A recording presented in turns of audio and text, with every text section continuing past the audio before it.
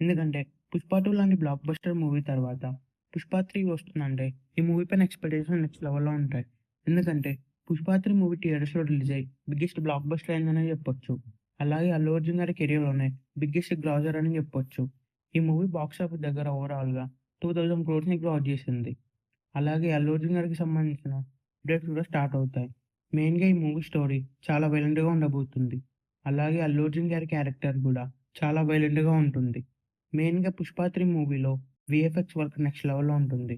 ఈ movie budget Allu Arjun గారి కెరియర్‌లోనే big budget movie అని చెప్పొచ్చు.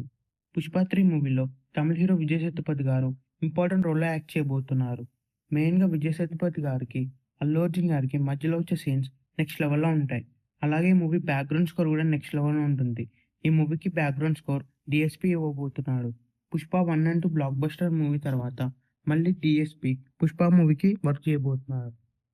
ఈ మూవీకి సంబంధించిన ఫస్ట్ లుక్, అలాగే ఈ మూవీకి సంబంధించిన టీజర్ గూడా రిలీజ్ చేయబోతున్నారు.